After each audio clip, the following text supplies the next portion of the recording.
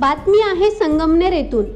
संगमनेर तालुक्यातील अकलापूर येथे वादळी वाऱ्यात घर कोसळून एकाच घरातील तिघांचा मृत्यू झाल्याची घटना घडली आहे, तर दोघे जण गंभीर जखमी झाले आहेत। संगमनेर तालुक्यातील अकलापूर येथे दुधवडे परिवारावर काळाने घाला घातला आहे।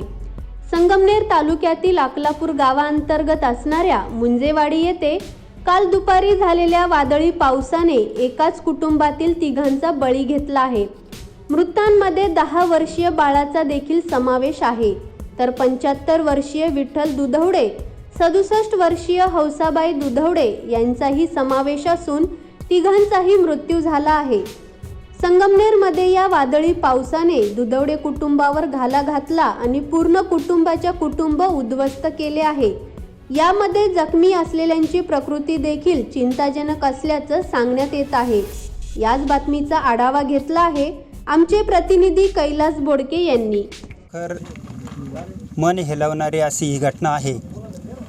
4च्या दरम्यान अगदी सुसाट वारा आला आणि त्या वाऱ्यामध्ये घराचे पत्रे अक्षरशः बरेच लांब गेलेले आहेत। घराची पूर्ण भिंत पडलेली आहे, दरवाजा पडलेला आहे आणि त्या घरामध्ये राहणारं ते गरीब परिवार अतिशय वयस्कर आहेत आणि ते पूर्ण त्यामध्ये उद्ध्वस्त झालेले आहे। एक लहान मुलगा, खरोखर तो शाळेत जाणारा मुलगा आहे। खरोखर मनाला अगदी एकदम वाईट वाटतं की अशी घटना जेव्हा आमच्या डोळ्यासमोर घडते, ग्रामस्थांच्या जेव्हा डोळ्यासमोर अशी घटना घडते, तेव्हा खरोखर अकलापूरवरती पसरलेली आता ॲडमिट केलेलं आहे, त्यांची नक्की प्रकृती कशी आहे? ते कमरेचा मार चांगल्यापैकी आहे, तर पाय मोडलेला आहे।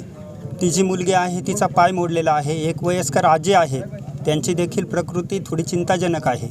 तर शासनाने याची लवकरात लवकर दखल घ्यावी आणि ज्या कुटुंबाच्या बाबतीत ही घटना घडलेली आहे त्यांना सर्वतोपरी मदत करण्यात यावी अशी आमची ग्रामस्थांची सर्वांची। मी अशोक वाघ।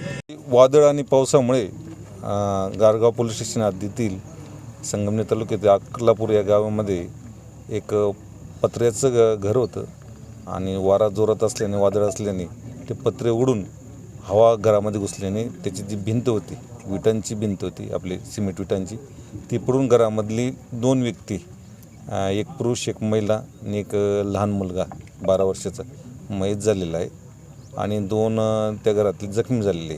जखमी दवाखान्यात उपचाराला गेलेले आहेत आणि ज्या मयत झालेले लोक ते PMसाठी संगमनेर येथे ग्रामीण रुग्णालय इथे पाठवण्यात आलेले आहे।